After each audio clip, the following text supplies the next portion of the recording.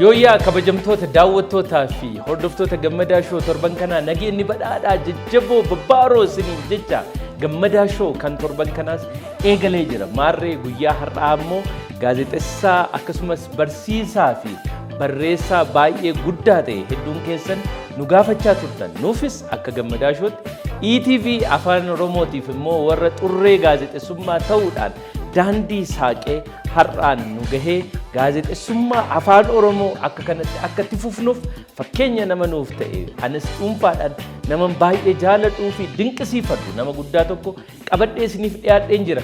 Guyyaa har'aa keessummaan keenya jabaan kun gaazexessaa barsiisaa fi barreessaa Isaayyaas Hordofaa Miijanaati. Haamilee ho'aadhaan naasimadha.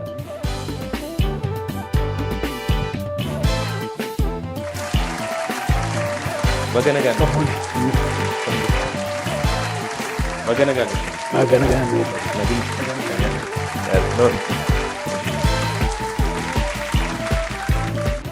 Itiyoo Teleekoom baankii hojii gamtaa Oromiyaa jijjiirama guddaaf kan oolnaati.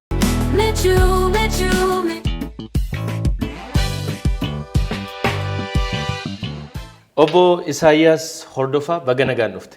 Bagana gana eebban. Cheers jennee galla sagantaa keenya. Baga walitti dhufne. Baga wal arganne. Egaa nuti gaazexeessitoota warra lafaa ol dhufaa. Ola deemoo. Ola deemoo. Ola deemoodha. Gaazexessaa hangafaa akka kee wajjin immoo taa'anii gaaffiif deebii taasisuun baay'ee namatti ulfaata.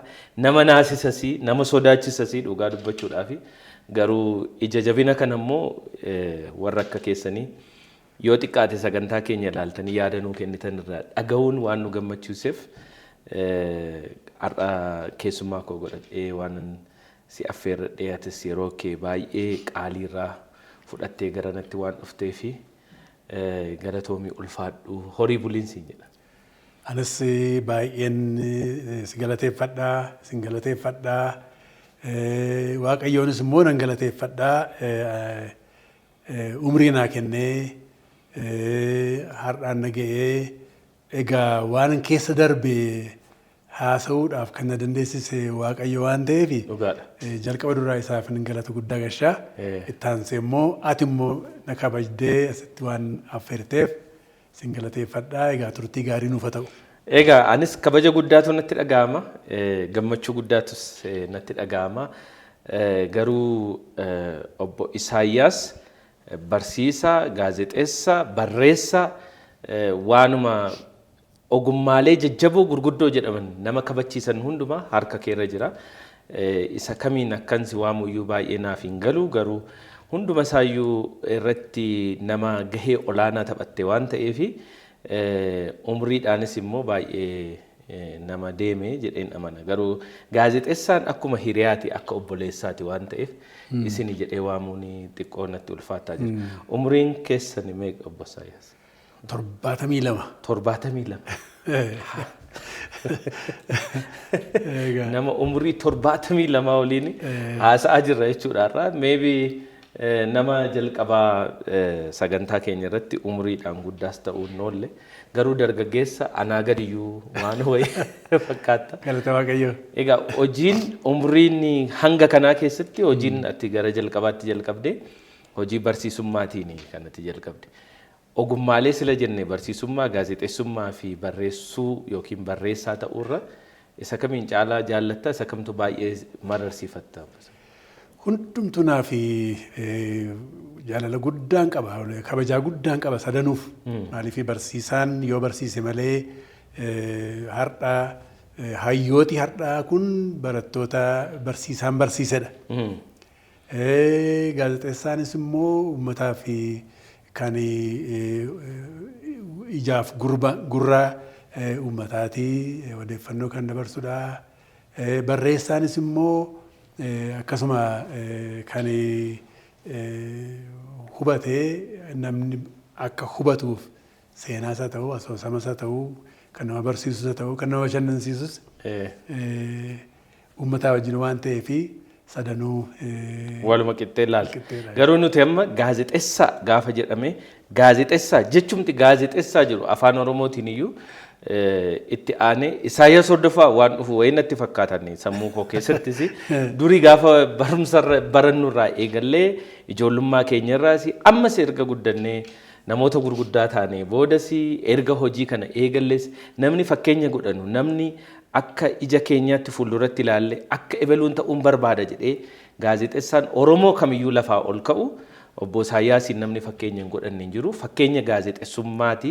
Fakkeenya afaan Oromootiin gaazexeessaa ta'uuti jedheen amana. Sagaleen keessa immoo sagalee gurra nama hundumaa keessa jiru jedheen amana. Isa dursee garuu barsiisummaadha ijoollummaadhaan kan jalqabe. Mee barsiisummaadhaan gara barsiisummaatti akkamittiin eegaltee umurii kee meeqatti immoo barsiisummaa eegaltee yaadannoo kee barsiisummaa xiqqoo dubbannee eegallu. Baay'ee gaariidha.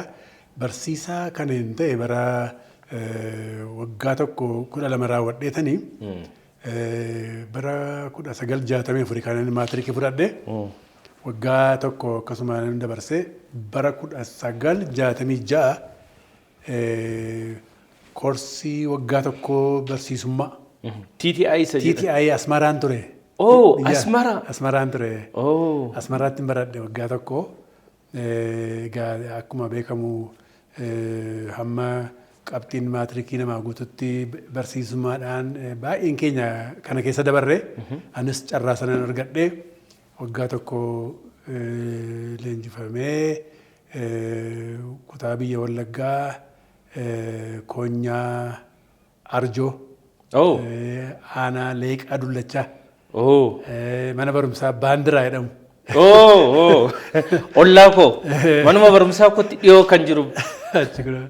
Achittiin jalqabee mana barumsaa Baandiraan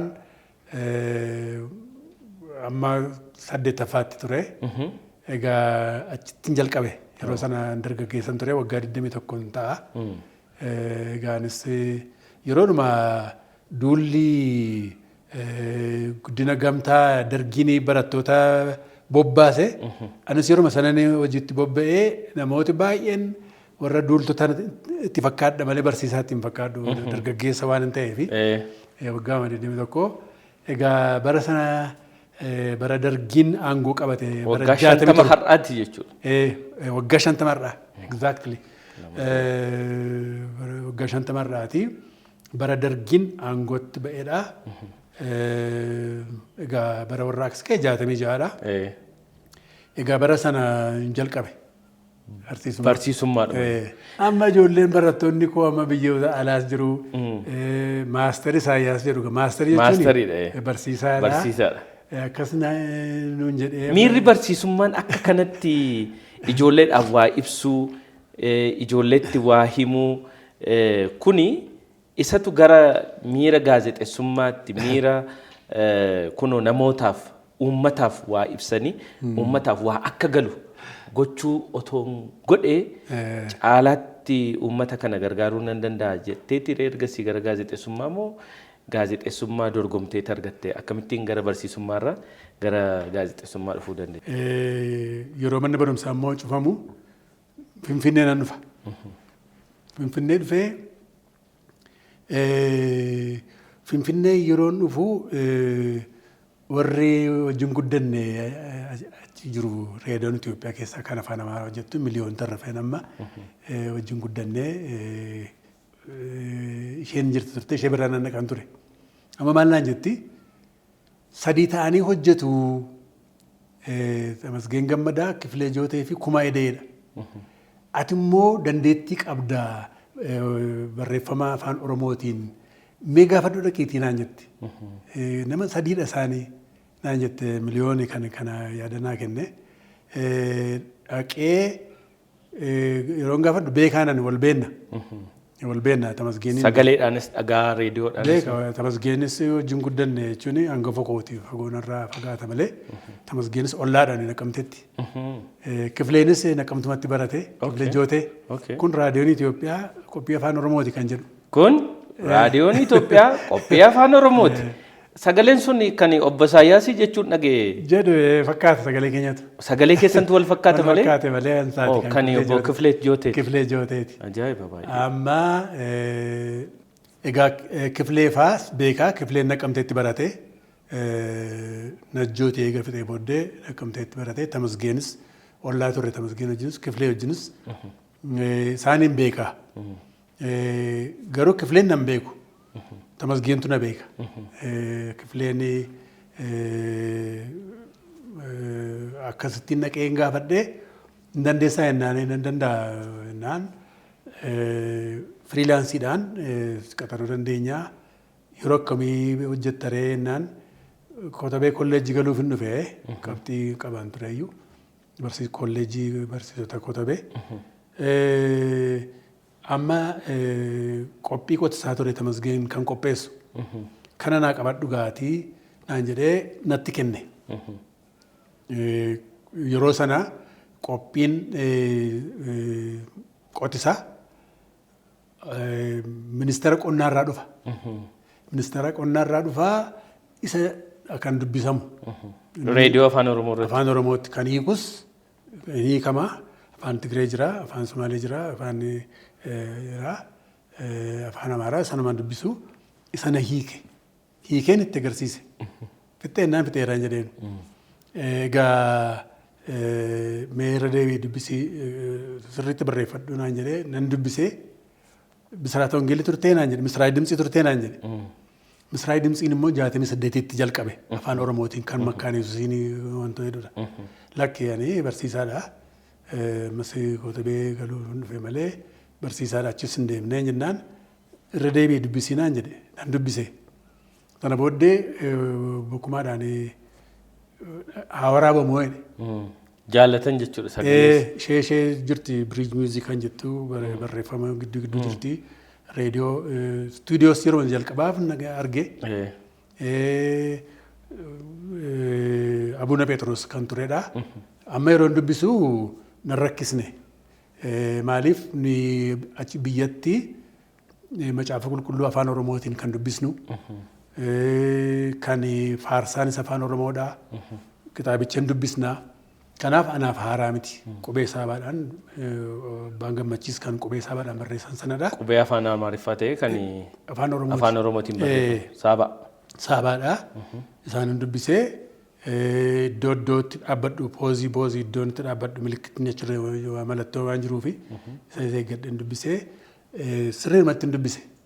Sirriimatti hin dubbisee hin dogoggorree sana booddee gaafuma sana qilleensarra oole. Hoo inni itti dubbifte. Inni waan dubbise. Guyyuma tokkotti. Kun waama baay'ee gaariidha. Baay'ee gammadee Tamasgeen sana booddee gaafa galgala sana galgala darbaa saayii tokko amma lamaatti. Gaafa sana galgala manatti galee hundumaatti nama argate. Har'a anatu reediyoo irratti dubbise. Dhageeffadhaa sagantaan koo sa'aatii darbaa qophii qotisaa bakka hundumaatti himee yeroo sanas immoo dhugaatii kana afaan dhugaan ture giroosarii tokko keessa teenye reediyoo bana anatu har'a dhiyeessa. Inni abbaan giroosarii sun maamila keenyadha. Maali jennaan isatu obboleessi koos jira hiriyaan obboleessi koos jira teenyee achi booddee namni hundumtuu taa'eera. Yeroo sana raadiyooniin tokko duwwaadha kaa. Homtuu waan reediyooti. Waan nama cinqus hin jiru. Miti waanuma raajiidha amma. Reediyoodhuma baniidha malee reediyoo isa kana baniin hin jiru. Miti baneen bane. Maalidha jedhama afaan Amaaraatiin. Alammaa jedhama giroosarii Ginfilleerra iddoon obboleessi koo isa biraan taa'an ture. Achi booddee bananii naan jalqabe. Amma kun siidhaan aan jedhani. Anaan jedhee. Amma siidhaan dhufaa walitti yesu dimtsi no esu no jedhani warra achi keessa ta'anis. Baay'ee gama akka biinoo keenya dunnaa. Sittoo miira akkamitti dhaga'ame yeroo jalqabaatii fi sagalee ofii reediyoodhaan dhaga'uuni. Baay'een gammade malee gammachuun koo guddaa ture. Affeerraan gaafa sanaa hundumaa sitti affeeraa ture. Maali gammannee hundumtuu namoonni hundumtuu na dinqisiifatanii gaazexeessaan isaan gidduu taa'e. Inni reediyoo irraan dubbatu. Yeroo sana inni dhugaa. Gaazexeessaan isaan wajjin taa'ee dhugu isaan kunoo asirra darbaa jira jedhamee bara durii sana akka ammaa egaa raadiyooniin baay'ee miti televizyiiniin jiraarraa. Amma kana namni. Amma nama baay'eetu jira. Baay'ee jira yeroo sana muraasa raadiyooniin tokkittiidha. Akkasittiin inni bara sana kan yaadadhu kanadha. Akka ittiin jalqabe. Bara 1969 kun. 1969. Gaani 1969 hin dhalanne. Egaa kudhan booddee dhalatte. Egaa addunyaa gaazexeessummaa kana keessatti namni akkuma dura jalqaba irratti kaase sagaleemti namni dhagahu sagalee namni beeku sagalee namni yaadatu kan obbo Isaayyaas ergasiis waggoota dheeraadhaa fi televezyiinii fi reediyoo Itoophiyaa keessatti tajaajilaa turte. Reediyoodhaan egaa guyyaa akkasii carraa kanaan haa jalqabduyyuu malee eegasii reediyoo keessattis waggoota dheeraaf hojjette gaafa TV'n afaan Oromoo yeroo jalqabaatiif TV'n afaan Oromoo habanamu jedhamee reediyoo fi TV Itoophiyaa keessatti TV'n afaan Oromoo sa'aatiin tokko hayyamame qophiin jalqabee fi namni jalqaba afaan Oromootiin bahe kun televezyiinii Itoophiyaati. Sagantaa afaan Oromoo eegalleerra namni jedhe obbo Isaayyaas dhugaadha wattu. Dhugaadha. Yeroo gaafa sana jalqabnu sana jalqaba dura Addawaaween caamsaa 20 galee Finfinnee akkuma galeen guyyaa sadaffaatti waamamne. Nama 6tu waamamne 6 keessaati 6 keenya deemnee nu waame ministeera kan ture yeroo sana Barakat Simoon jedhama. Kan Addawaawee mootummaa yeroo Addawaawee jedhama ture. Waamneeti amma kanaanis waame torban 2 booddee afaan Oromoo fi afaan Tigreetiin televezyiinii tamsaasa jalqabnaati. Isiniin immoo odeeffannoo qabnurraa isin immoo muuxannoo qabdu waan jedhamee odeeffannoo argannee fi isiniin filannee nu gargaartu jedhe. Baay'een gammadne hundumti keenya. Reediyoo isa dhokattanii hojjechaa turtanirra fuulduratti akkanatti kaameraatti dhiyaachuuf deemtu. Baay'ee gammanne maa inni tokkoffaa ni carraa argachuu keenya lammatammoo afaan Oromootiin sagantaan sa'aatii tokko kennamuunsaa gammachuu guddaa nu kenne. Kun waggaa 26 booddeedha afaan Amaaraatiin televezyiiniin bara 1957 jalqabe. Waggaa 26ffaa isaarrattidha kan televezyiiniin waggaa 26 guutuu afaan Amaariffaatiin dabarsaa ture. Waggaa 26 booddee afaan Oromoo dubbata. Afaan Oromoo sa'aatii tokko kenname. Egaa yeroo hojii hirmaannuti ati beeksisedha. Alamuu Tolosaanii daayireektara kan piroodakshinii kan kaameraas kan wanta jedhu. Saamu'eel oduu qopheessi kana hirmaanne hojii.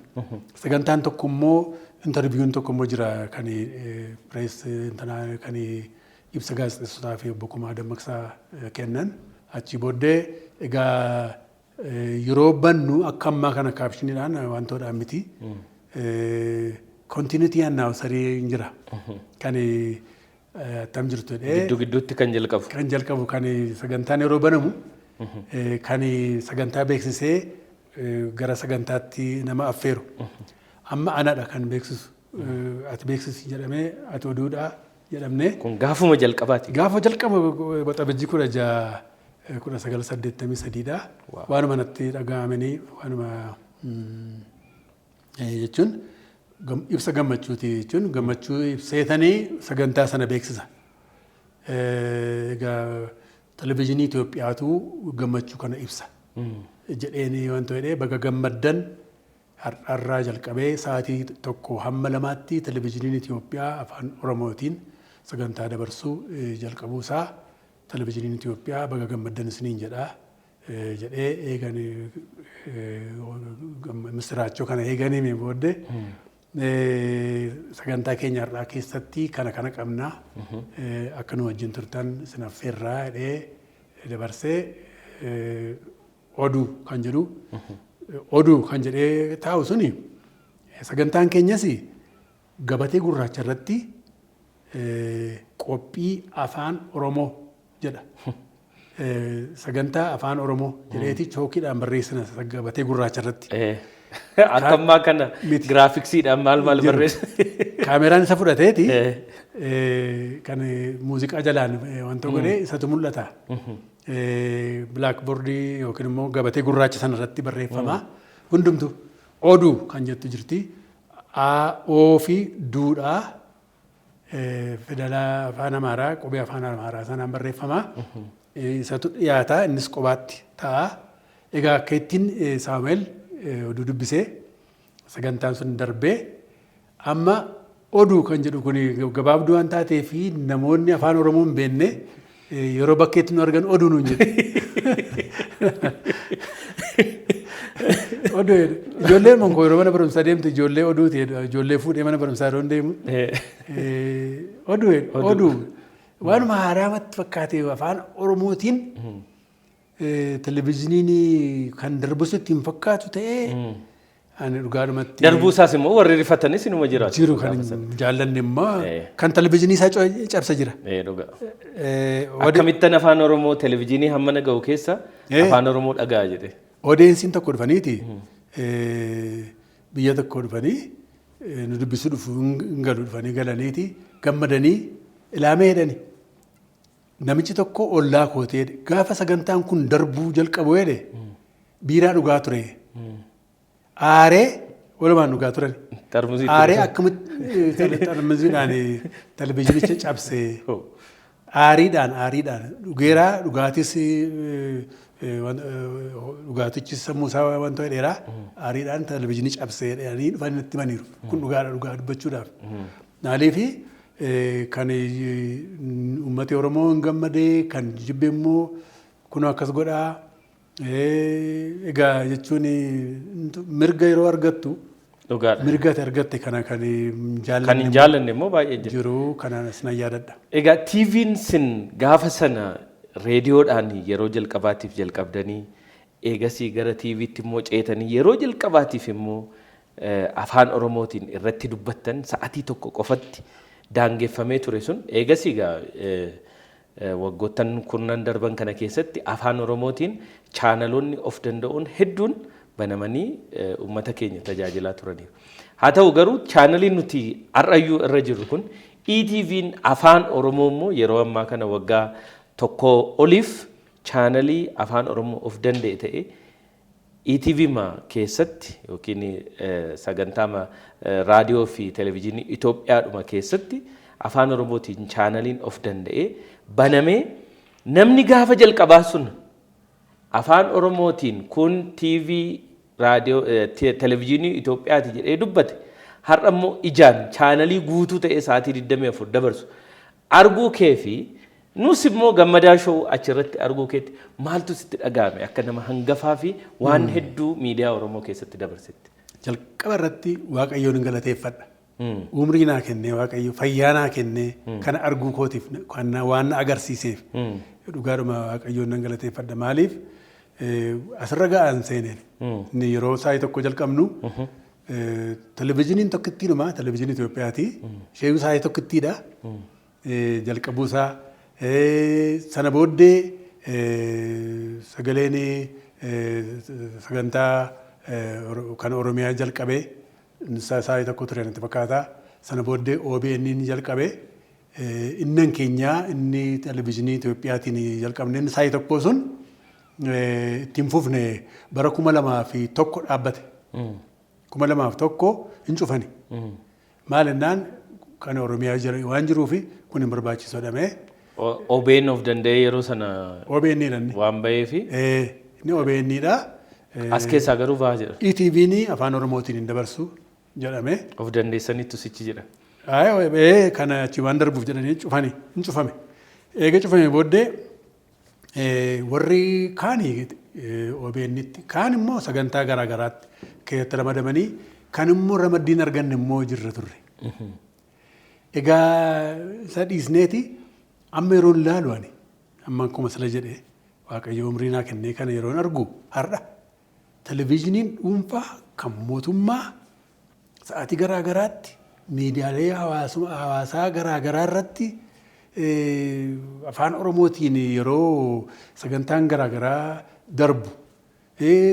Televizhiniin numti kun immoo sagantaan qophiin afaan Oromoo ETV'n afaan Oromoo numti sa'aatii tokkoof illee itti waakkatamee cufame. Sa'aatii 24 ta'uunsa kun dhugaadhuma hojii Waaqayyooti jechuudha. Maaliif qabsoon jiraa kun akkas ta'uunsaa baay'ee na gammachiisaa. Egaa kun immoo mirguma sabni kun argachuun irra jirudha. Egaa Gammadaa Show immoo chaanaliin afaan Oromoo yeroo banamu showuu jalqabe keessaa isa tokko.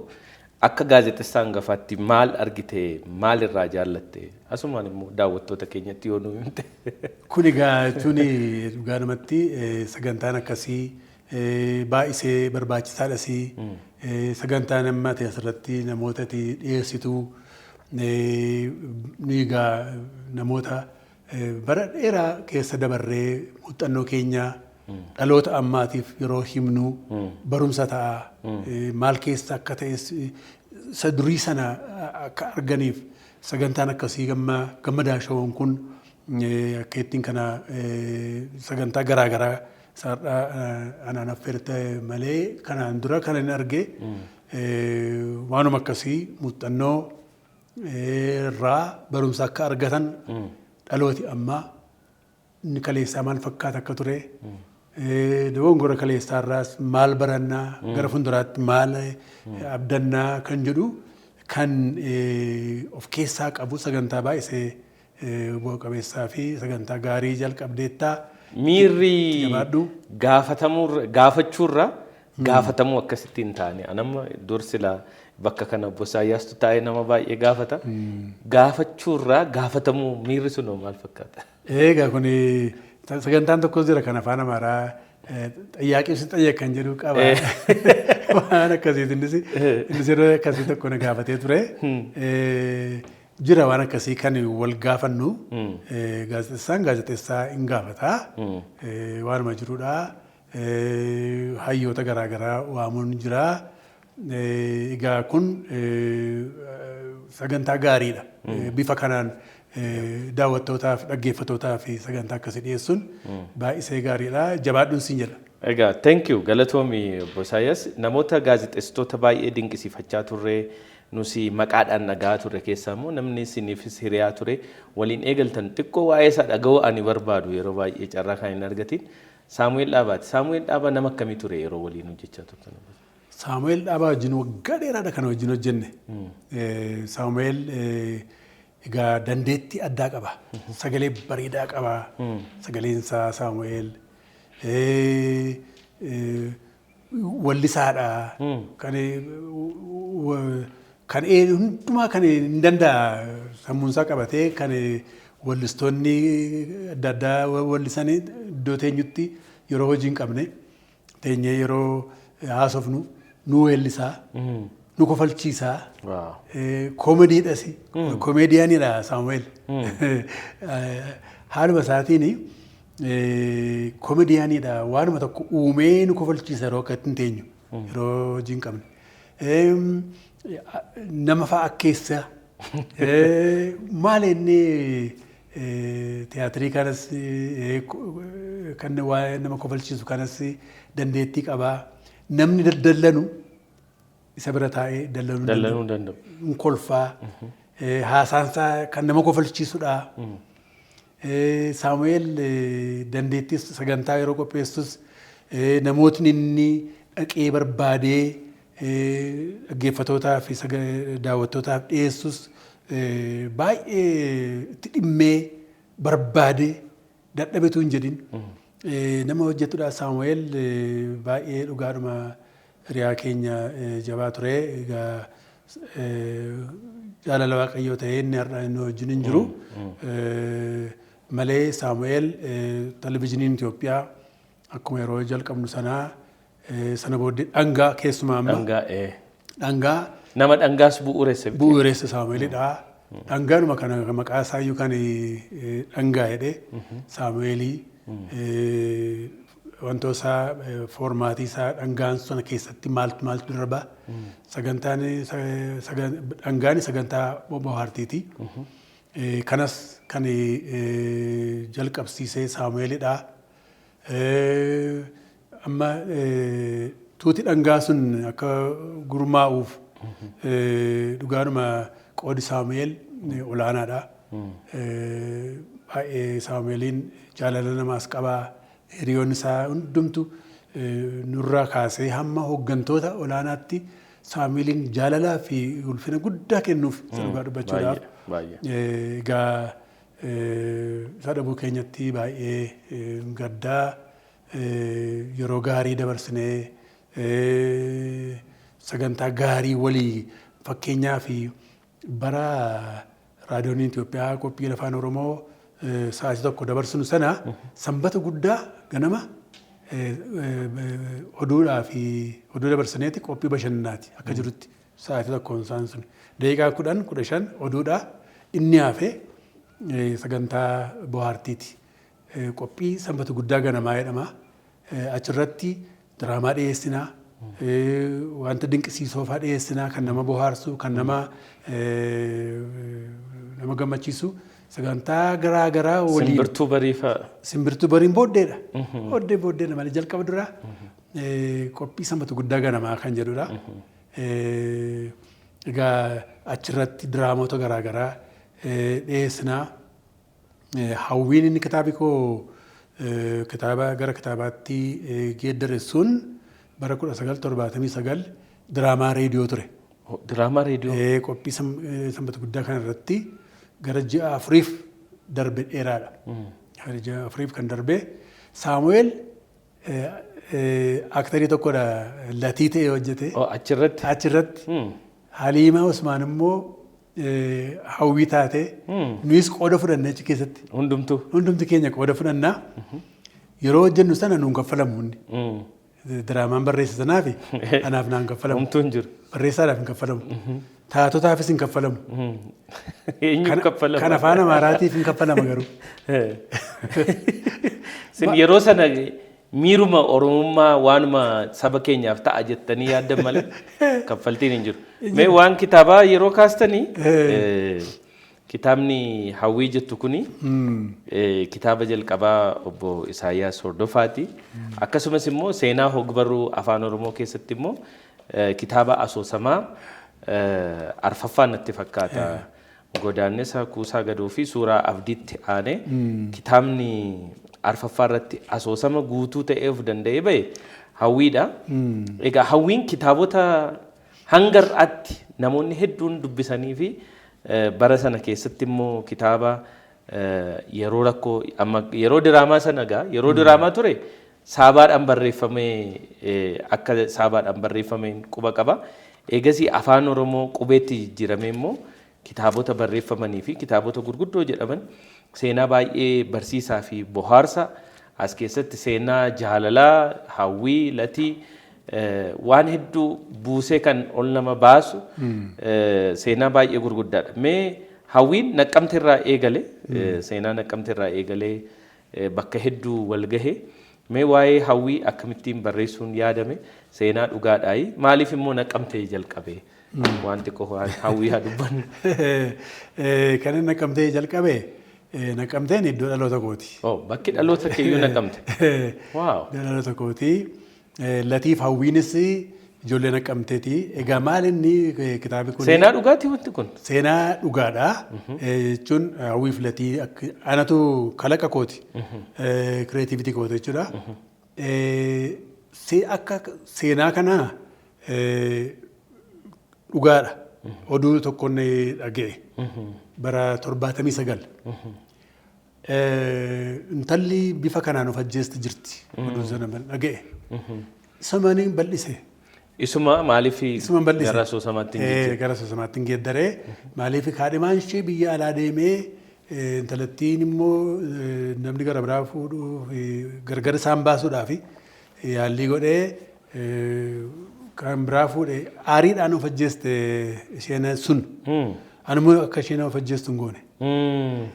Tokkosaa lammata immoo gaa maaliin fidee kalaqa kootiin naqqamteen kaase.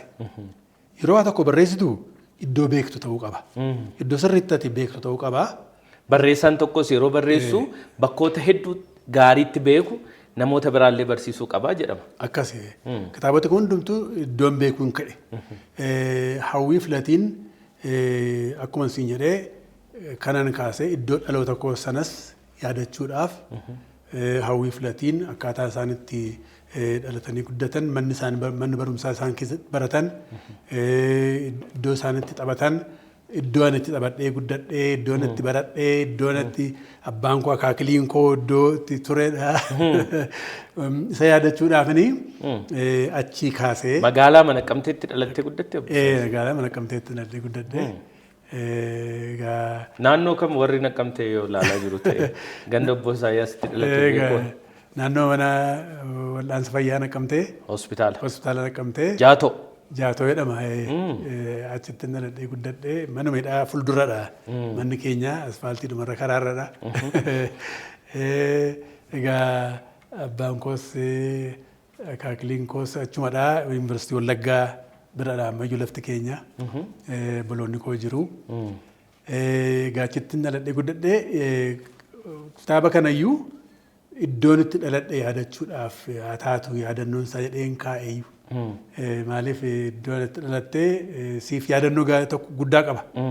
Yaadannoo waan qabuuf hundumtuu iddoo itti dhalatee hin jaallata. Anis kanuma ibsuudhaaf hawwii achiin kaasee Naqqamteen kaasee. Wanti baay'ee na kolfisiise gatiitti hawwiin yeroo sana gurguramaa ture. Gatiin qarshii 11 fi saantima 75 jedha. Hawwiin immoo kitaabota akka afaan Oromootti yookiin asoosama keessatti jiran keessa kitaabota yeroo 6-7 deddeebi'ee maxxanfamuudhaan uummata bira kitaabota gahan jedhaman keessaa sadarkaa jalqabaarra kitaaba jirudha hawwiin. Maarree obbo Isaayyaas gatiin ishee xiqqaattu malee birrii 11 fi saantima 75 kanaani maallaqa hedduu waan hojjette natti fakkaata hawwiin. Dhugaadhaa kun? Waa'ee dhugaadhaa birrii 11 fi saantima 75 birrii guddaadha. Anaaf meeggaatu maxxansiise. Dhaabbata maxxansiisa meeggaa jedha. Meeggaadha. Meeggaatu maxxansiisee ani kana kanan barreessee fixe 84. Garuu horii dhabeetanii maxxansiisuudhaaf horii dhabeetan ture malee 84 ittiin fixe. 95 miti kun kan maxxanfame? 90 waggaa 10 isaatti dha'ee. Waggaa 10 booddee ture? Waggaa 10 booddee ture harka ture. Meeggaa bira dhaqee warri meeggaa immoo kan afaan Oromoo maxxansiisanii hin beekanii afaan isaas waan hin beekneef nama afaan Oromoo beeku agarsiisanii hin ta'a jedhaniiti walii gallee kitaaba tokkotti birrii maannoo kitaaba tokkotti saantima 50 naa kennu. Kitaaba tokko saantima 50? Saantima. Saantima 75 iyyuu siin kennine jechuudha. Naan kennine birrii hin guutu. Isaan meeqa maxxansiifatanii 10,000 fi mallatteesseef. 10,000? 10,000 maxxansiisan isaan. 10,000 maxxansanii na birrii 5,000 naa kennanii 10,000 bara sana maxxanfamee sana booddee al ja'a maxxanfame. Gara 45 maxxanfamte amma hawwiin. Waaw. 45 gara kanadha. Amma immoo maxxansa 8ffaa maxxansiisuudhaaf gaaffii dubbistooti namooti baay'ee na gaafatan irraa ka'ee ammas maxxansiisuudhaaf yaadeera. Malee kun asoosama afaan Oromoo keessaati baay'inaan maxxanfamuudhaaf akkuma ani hubadhetti hawwiidha natti fakkaata. Inni biraa waan hawwii seenaa baay'ee jaallatama. Seenaa namni hundumtuu akka seenaa ofiisaatti kaan wajjin boo'ee kaan wajjin namni hedduun jaalalliyyuu kan naqabee sababii hawwiitti nama jedhu faayyuu dhaga'ee beeka. Garuu hawwiin diraamaa ture. Eegasii kitaaba ta'ee bara 1995 egaa almost waggaa 22 dura maxxanfamee uummata bira gahee yeroo 6-7 immoo irra deddeebiidhaan maxxanfamee ammayyuu namni jaallatee hin quufne. Maarree waan uummanni jaallatee hin quufne kan ammoo maaliif caalaatti namni akka ilaaluu danda'u kaameeraadhaan waraabame gara uummataa haga'u jettanii amma immoo piroojeektii haaraa fi guddaa tokkorra jirtu jedhan kitaaba hawwii kana gara fiilmii hawwiitti jijjiiruudhaaf. Maalirra geessaniittu akkamsinii deemaa jira gara hawwii fiilmiidhaan yoom ilaaluu dandeenya? Egaa amma faaya intarteeyimantiitu fudhatee isatu amma waraabee fixeera jechuun hin danda'a. Xinnoo tafaa gara sanatti geeddarameera. Gaaffii anis maxxansaa kitaaba koo 6ffaa fi 7ffaa irratti gaaffii gara fiilmiitti geeddaruudhaa fi karoora qabaadhee kaa'een ture. Nama na deeggaru barbaachaan ture sun argatini amma garuu gara fiilmiitti geeddaramaa jira. Yeroo dhumugaa daawwattooti baay'een maal naan jedhu hawwii ijaan arguu barbaanna latiifaa ijaan arguu barbaanna. Eenyuma jarri. Eenyudha yeroo isaan socho'an immoo qaamaan itoo nu agarsiiste naan jedhanii turan egaa hundumtu egaa yeroo isaatti Waaqayyoo gaarii godha. Hawwiin egaa gara fiilmiitti yeroo jijjiiramu fiilmiin akka kitaabaa obbo Isaayyaas Kophaasaa mana keessa taa'ee kitaaba kana barreessee san booda hanga danda'e hanga humni isaa hayyame immoo 1,000 2,000 mana maxxansaa geessee maxxansu sanaa miti maallaqa guddaa gaafata fiilmii hojjechuun. Ispoonsarii hedduu argattaniittu fiilmii kana immoo hojjettanii fixuudhaaf maallaqa guddaa akka itti baasaa jirtan dhaga'een jira. Isa kana maal jettu uummata isin laaluuni hawwiin akka isaan bira ga'uu fi maal gochuu qaba gama uummataati abbootii qabeenyaas ta'u. Gaafachaa ma jirra amma yeroo sidibaa yeroo amma ispoonsara gaafattu waan deeggarsaa gaafattu gargaarsuma kadhaa fakkaata. Garuu yeroo ispoonsara godhani isaaniinis hin beeksisamaa tajaajilli isaaniitii fi oomisha isaanis tajaajila isaanis promooshinii yookiin immoo hin beeksisa garuu kana nu hubatanii maaliif yeroo waa kenninu waa fudhanna yeroo waa fudhannu waa kennina kun hin hubatamne namoota baay'ee ispoonsaraa argachuu irratti baay'ee rakkoo nu mudatee ture mudateera ammayyuu taanaan ammayyuu gaafachaa ma jirra.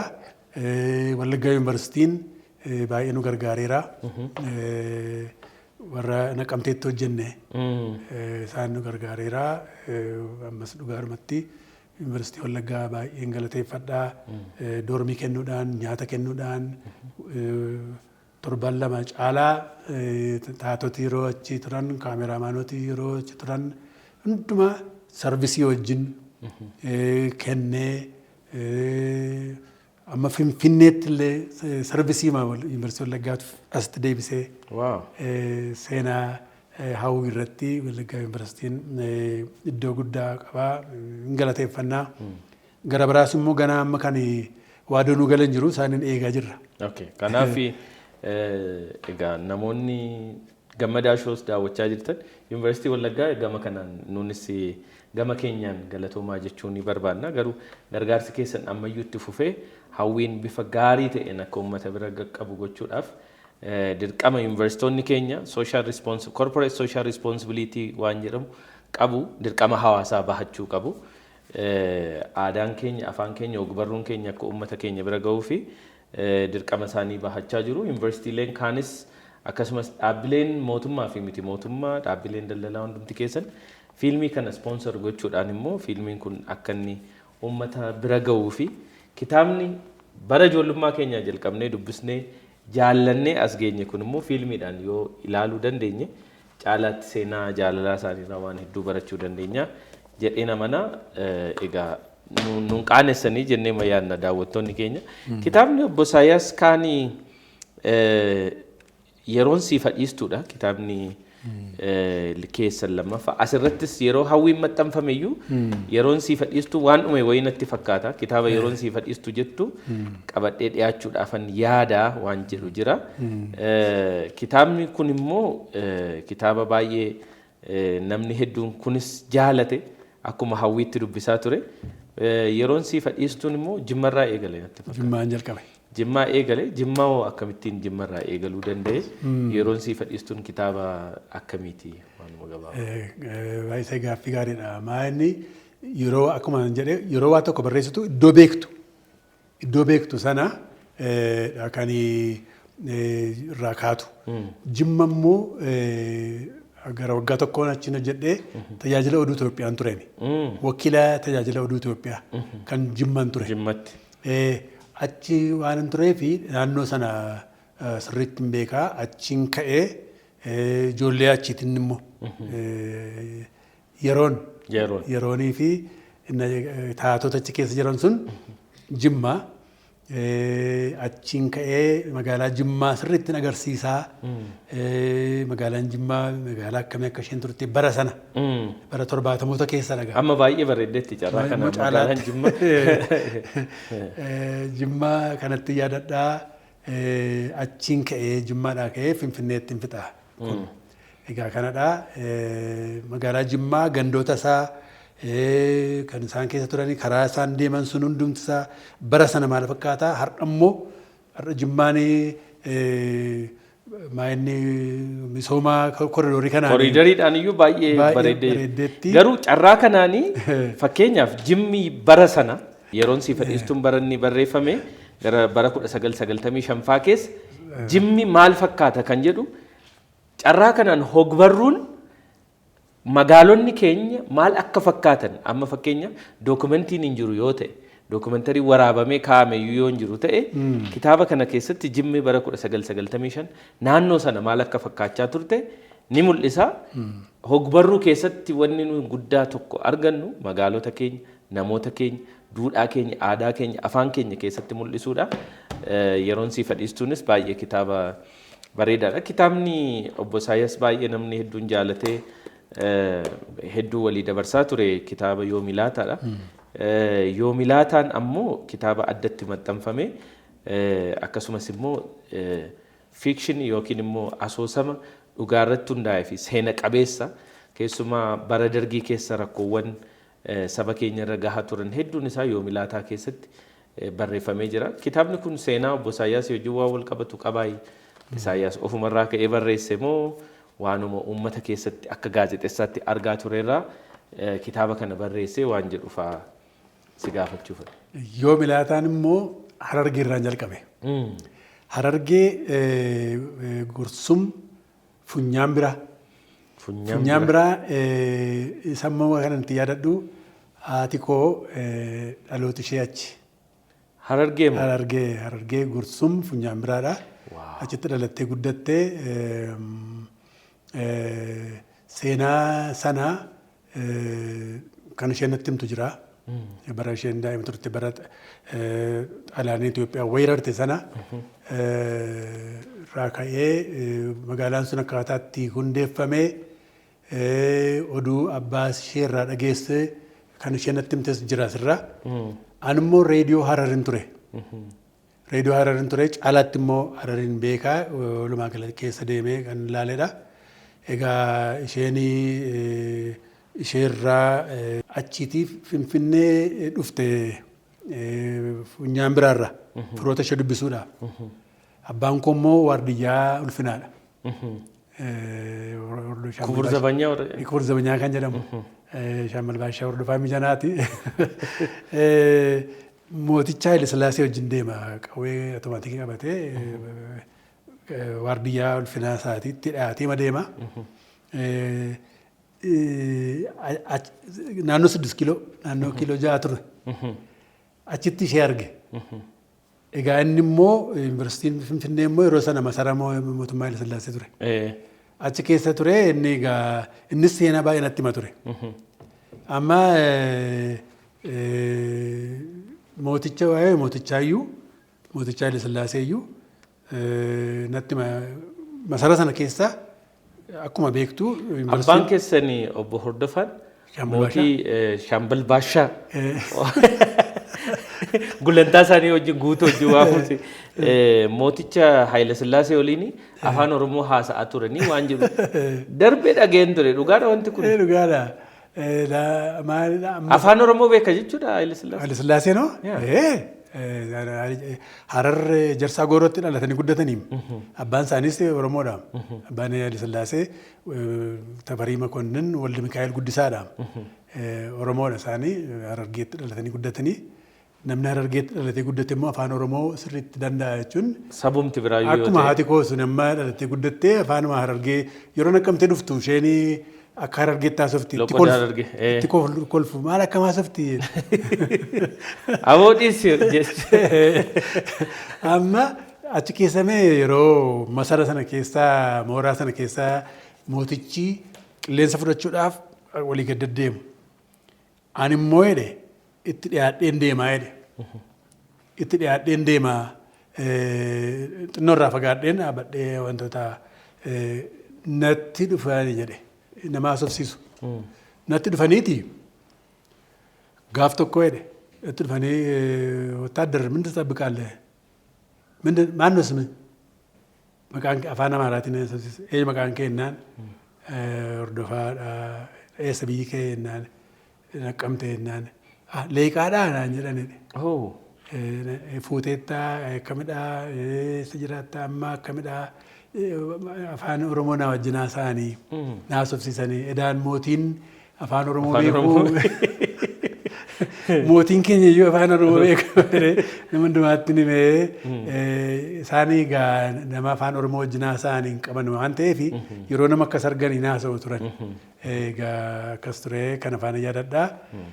Achiitii egaa seenaan yoo milaataa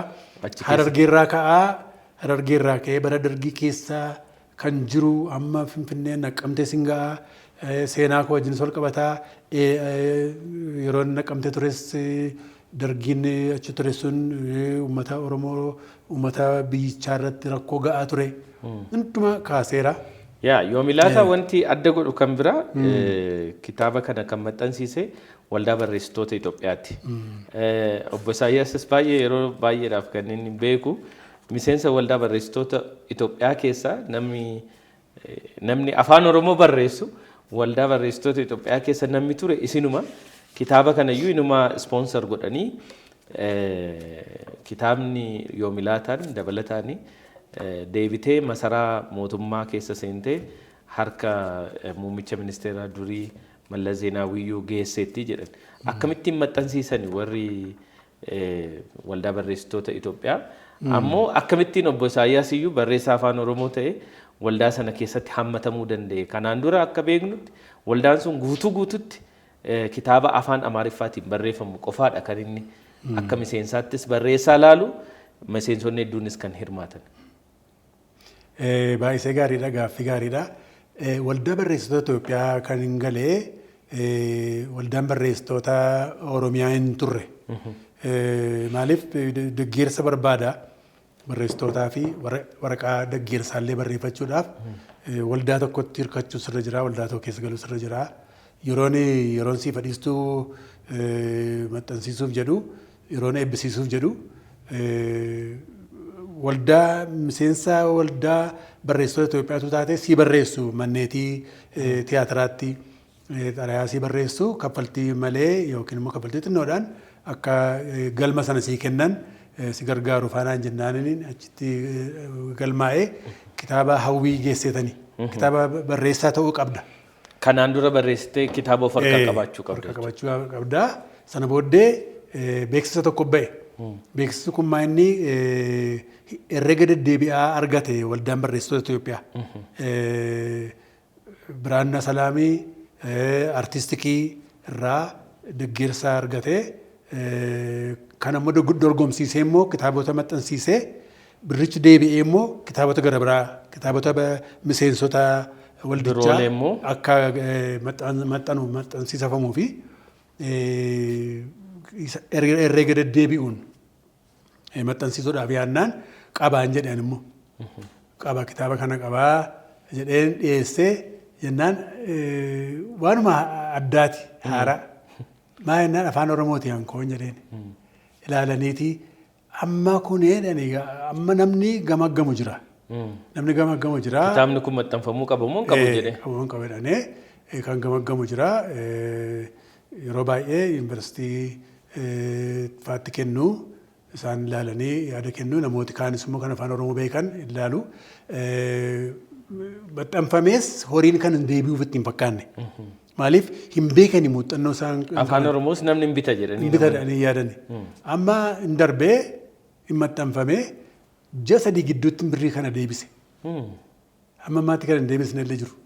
Ani ji'a 3 gidduutti kitaabni kun maxxanfamee sana booddee na kaase. Kaasee lammaffaa sadaffaa isaan kan itti maxxansiisuu hin danda'e. Amma maaltu isaan gargaaree kan isaan tuffatan yookiin immoo xiyyeeffannaa hin laanneef afaan Oromoo hammam fudhatama akka qabu kana hin beekan ture.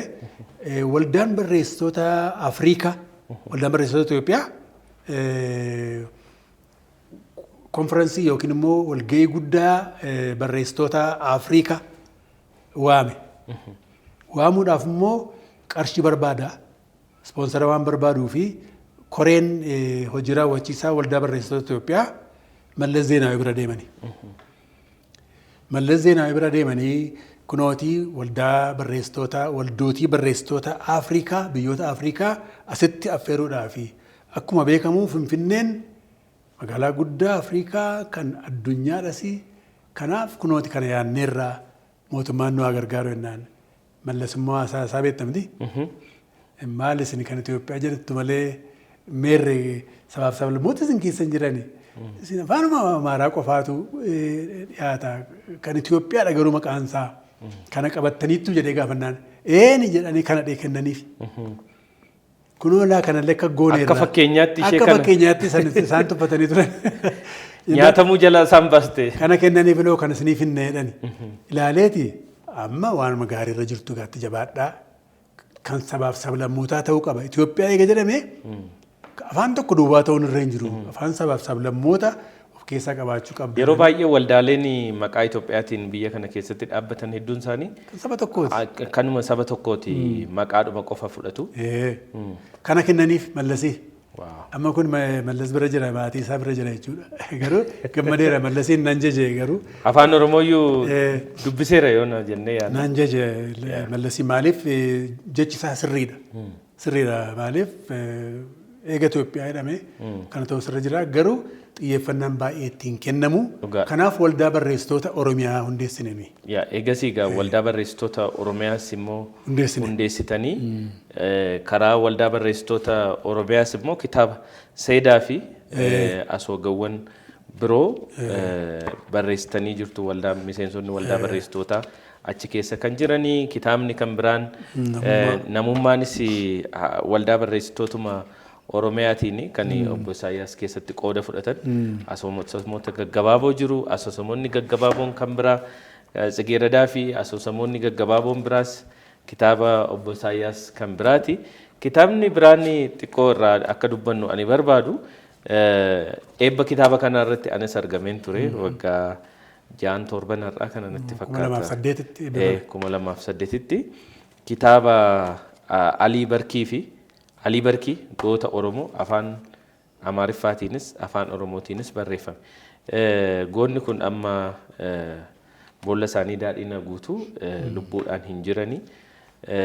Garuu seenaan goota kana otoo isaan lubbuudhaan jiranii bakka isaan argamanii eebbisiisanitti ture seenaan goota kanaa kan barreeffame.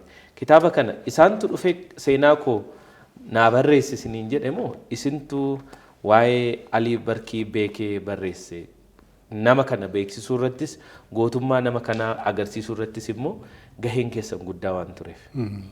Galatoomi. Baay'inni Alii Barkii kanaan barreesse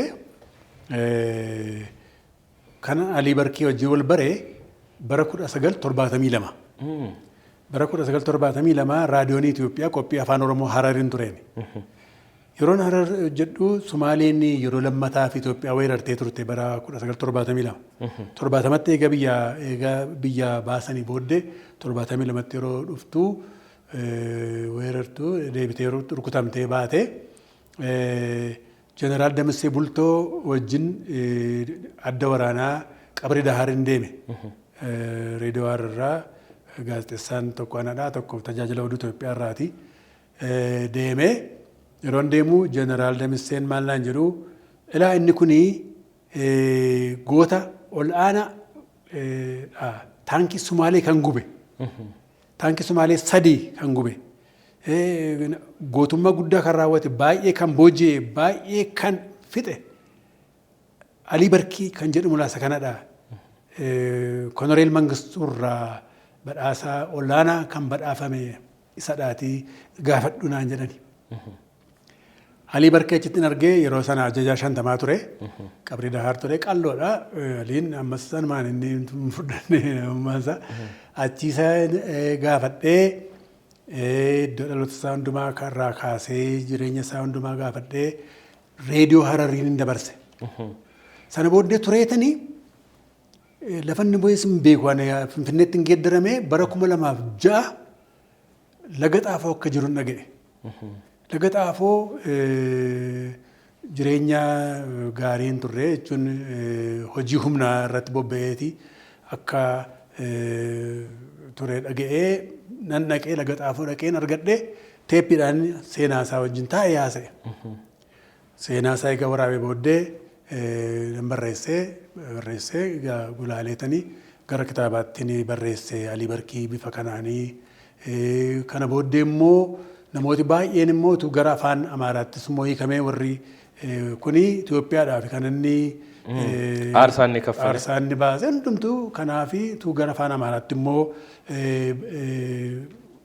geeddaramee dubbistoota afaan Amaaraatiif dhiyaatee naan jennaan mucaan obboleettii koo Xuroorqa Kaasaan gara afaan Amaaraatti hiikte. Egaa kana akka ittiin Alii Barkii wajjin kanan wal baree seenaa isaa namni isa yaadatus hin turre. Eessa akka inni jirus namni isa beeku hin turre. Eeganii kitaaba kana baasee booddee raadiyooniin televezyiiniin iyyaafachuu jalqabanii gaafa ayyaanaa gaafa injifannoo barbaadamutti ka'ee duraan namni isa yaadate yoo hin turre sana dubbachuudhaaf asirratti barreessitooti qooda guddaa akka qabnu nama agarsiisa. Barreessitoonni namoota irraanfataman biyyaaf wareegama guddaa baasanii bu'aa guddaa buusanii karaa dirree waraanaas haa ta'u karaa misoomaas haa ta'u karaa garaagaraatiin seenaa kana barreessuu irratti dhugaadhumatti kanarratti akka jabaatan dhaamsa koon dabarsa. Egaa kitaabonni koo asoosamoonni koo kallattii tokko duwwaa miti. Qabiyyeen isaa tokko duwwaa miti. Siyaasaa qabaa, aadaa qabaa, seenaa qabaa, kan dirree waraanaa qabaa. Namoonni akka of eeggatan inni fakkeenyaaf asoosamoota gaggabaaboo Tsigeeradaaf asoosamoota gaggabaaboo jedhu kun bara dargiis namni akka of eeggatu HIV faarratti namni akka of eeggatuuf qajeelfama gorsa ogeeyyoti fayyaanuu kennaniin kan barreessadha. Kallattii garaagaraatiin qabiyyee garaagaraa qaba. Egaa kitaabota obbo Isaayyaas keessatti keessumaa yoomilaataan Alii Barkiis immoo waan seenaawwan waraanaa hammeenya waraanaas haa ta'u rakkoon waraanni saba tokko irratti fidee rakkoo akkamii keessa akka saba tokko galchus wanti baay'een as keessatti ka'eera. Kitaaba Alii Barkii gaafa eebbifames waan achi turreef kitaaba kana waan dubbiseefi seenaan akkuma amma jenne barreessaan waan hedduu kaa'uu danda'a. Magaalaan tokko maal akka turte agarsiisuu danda'a. Siyaasni yeroo sana ture maal akka agarsiisuu danda'a. Jaalalli yeroo sana ture. Siyaasa keessatti immoo waraanni maal. Egaa Alii Barkii barreesse obbo Isaayyaas kitaaba barreessuurraa bahee jira yookiin hojiiwwan kitaaba barreessuurraa fagaatee jira jedhu. Of course obbo Isaayyaas hojiilee birootiin sooroma kana booddee erga kitaaba kana booddee TV moo irratti hayyuu keenya sagantaa TV jedhu hojjechaa akka turte nan beeka. Jaalalati ijoolleedhaaf qabdu wajjin immoo wal qabatee qophii ijoollee kan televezyiinii Itoophiyaa keessa turettis OBNs immoo gaafa gaammee hundeessu gulaalaa qophii gulaalaa olaanaa taatee achittis hojjechaa turte. Waan ijoollee kun gaafa ka'u obbo Isaayyaas abbaa ijoollee meeqaati maaliif qophii ijoollee immoo jaallata ijoollee irratti hojjechuun immoo maal fakkaata akka gaazexessaa tokkotti? Dhuguma nan jaalladha ijoollee baay'een jaalladha. Ijoollee dhiiraa afurin qaba. Dhiira hundumtuu. Hundumtuu dhiiradha. Anaatolii, Naa'olii, Leeqaa, Musee jedhamu. Waaw. Museen seenaa mataa isaa qaba karaa macaafa qulqulluutiin. Maqaan isaan kun amma Anaatolii, Naa'oliin kun maqaa jalqaba duraa. Lakkuudha Anaatoliif Naa'olii? Walitti aanu waggaa tokko tokkoon. Keettiin maqaa isaanii haaraadhuma maqaa haaraa ta'a jedhee mana wanta jedhee inni tokkollee maqaanuma naannoo biyya keenyaati Leeqaan. Leeqaan. Inni injiinaradha. Inni sun ogeessa fayyaadha. Inni jalqabaa. Inni itti aanus immoo ilkaan hojjetanis. Inni afuraffaa barataa jira. Tagbaar addii barataa jira. Egaa Waaqayyo kanaan gaheera. Haati manaa koo ogeettii fayyaadha. Tukur Ambassaa hojjetti. Ijoollee argitaniittu? Ijoollee sadii. Waaw. Ijoollee sadan koo kunis dhiira. Qacceen obbo Isaayyaas guutuutti karuma dhiiraa kana deematu. Dhiiruma. Kennaa Waaqayyooti. Baay'ee namatti tola. Waaqayyoof galanna ta'uu. Raadiyoon Itoophiyaa irratti qophii ijoollee. Isaanatu waraabe. Naqamte deemetanii hojjechuudhaaf waraabe. Ijoolleen mandaraa natti dhufanii akka jedhaan jedheeni. Ijoollee walitti qabee ati akkas jedhi atis jedheen samma dhageessu kana kolfa isaanii sana fa'a. Kolfa gammadanii kolfanii har'a ijoolleen suni doktoroota fa'aadha biyya alaa jiru namoota gurguddaa. Warri gaafa sana qophii ijoollee jechaa jirtan nu barreessaa. Jiru as naga'u isaanii jiru. Qophii ijoollee kan jedhan sanaanatu qopheessee sagantaa ijoolleedhaa fi televizyiiniin Itoophiyaa immoo bara 1983 jalqabee hamma bara 1994tti qophii ijoolleen qabu ture. Tasuma qabu ture. Anatu ka'umsa kootiin qopheessee ilaa qophii ijoollee dhiyaachuutu irra jira. Televizyiiniin sagantaan televizyiinii tokko qophii ijoolleen qabu kan dargaggootaa qabaachuus irra jira. Kana qabaachuus irra jira. Kanaaf kana maaliif hin goonu jedheeni itti gaafatamaa sagantaa sana wajjin mari'adhe. Inni immoo baay'ee gammade. Maarree kana Isaayyaas maaliif hin qopheessitu naan jedhe. Qopheessi baakloogii yookiin immoo kuufadheetanii kuufama qophii godhadhee ofii kootiif namoota mindeessanii abdii borii kan jedhu Saamu'eel wajjin mata duree isaa wajjin mari'anneeti itti gaafatamaa kutaa sagantaa wajjinis mari'annee abdii borii kan jedhu warri kaan abdii boruu jedhu akkuma sanaatti abdii boriin sanuma tunsaa akka ittiin goonee yeroo jalqabaaf kan isas jalqabsiiseera. Gaammee immoo kan OBN immoo bara sana daayirektarri olaanaa Zinaaboo Asiraat ture. Akkasuma walagarreeti maal obbo Isaayyaas sagantaa ijoollee qopheessuu barbaannaati. Mee maaloo piroojeektii isaa qopheessiiti dhiyeessinaan jedhe. Toleedhee sammatti hojjetamu kana. Anatu piroojeektii isaa qopheesse qabiyyee isaa. Piroojeektii masaayyuu. Piroojeektii isaa guutummaa isaa humna namaa wajjin kwaalifikeeshinii qopheessitootaa illee tuunafin. Sallee hundumaa godhee gara waggaa tokkoo Finfinnee irraa deddeebi'ee hojjechaa ture konkolaataa makootiin deddeebi'ee Adaamaatti. Sana booddee baay'ee deddeebi'uu hin dandeenye. Adaamaa immoo taa'uu hin danda'u. Maatii as dhiisee mana kireeffadhee akka bara dargaggummaatu ta'e illee ta'u. Kanatti ni dhiisee amma gara waggaa tokkoo gaammee sana akka ittiin wajjin ture kanadha. Egaa kana caalaa umrii dheerattanii umrii fi fayyaa guutuu wajjiniin akkuma kana akkasin yeroo dheeraadhaaf nu jiraattanii nu gorsitanii fi nu akeektan barbaanna. Maharree kitaaba Alii Barkii kana booda fiilmiin egaatti jirtu, fiilmii hawwiitti jirtu akkuma sila dubbanne kitaabolee ho'ii kana booddee bara yeroo sooromaa kana caalaatti barreessuu obbo Isaayyaas seenaa dhuunfaa isaanii baayogiraafii isaanii fa'aa barreessuudhaaf waan yaaddan jiraayi waanumas Otuma seenaamti obbo Isaayyaas iyyuu barreeffame seenaa miidiyaa Oromoo ta'a waan ta'eef waan akkasii waan yaadaa jirtaniin qabdanii akka barreessaa tokkotti maal sinirraa eegnamu fuulduratti? Seenaa mataa koo qaba. Qabaa seenaa mataa koo akkuma yoo milaataan sun akkuma sanaan deema kan deemudha. Achuma keessan jiraani yoo milaataa sana keessa maaliif seenaa saba maatii tokko qabadheen deeme jiraan achi keessa jira. Amma seenaa mataa kootii kaasee qabaa. Gara biraa immoo kanan inni ka'umsa ta'u kanan barreessaa jiru jira. Waa'ee raadiyoonii diraamaa raadiyoonii fi televezyiinii Itoophiyaa barreeffama qaba. Isas kitaaba lamaan qaba jechuudha. Isaan kana gaa yoo Waaqayyo jedhee dubbistoota biraan hin ga'a. Kanaaf egaa ispoonsarri akka gaariitti mudhii keessan jabeessitanii yoo cinaa dhaabbatan kitaabolee babbareedoo hedduu fuulduratti nu ga'uudhaaf yaadu obbo Isaayyaas.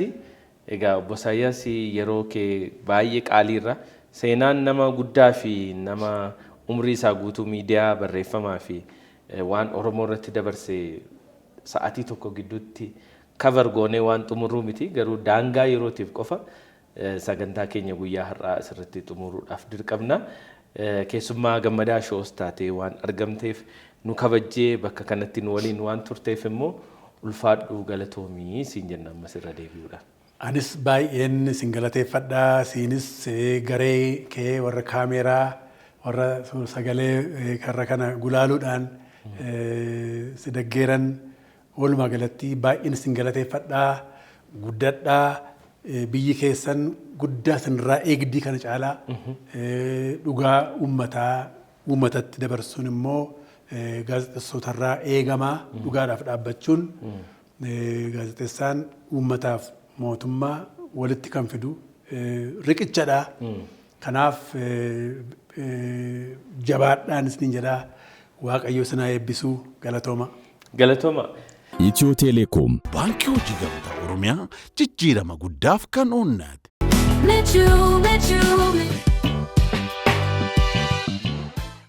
Egaan kabajamtoota daawwattootaa fi hordoftoota keenya gammadaa show qophiin baay'ee bareedaa fi akkasumas waan hedduu irraa barattan seenaa miidiyaa Oromoo fi hogbarruu Oromoo immoo irraa hubattan jennee yaadnu kan barreessaa gaazexeessaa akkasumas barsiisaa hangafa obbo Isaayyaas Hordofaa Miijanaa waliin guyyaa har'aa taasifanne kana fakkaatu ture.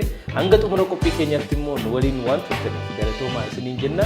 Gammadaa show irratti immoo yaadaa fi gaaffii qabdan hundumaa karaa lakkoofsa bilbilaa asirratti keenyuun haaloo nuun jechuudhaan nuun gahaa isiniin jenna. Akkasumas ispoonsara gochuudhaan nu waliin hojjettanii oomishaa fi tajaajila keessan miiliyoonatti beeksifachuu warri barbaadanis gamanumaan nu quunnamuu dandeessu isiniin jenna.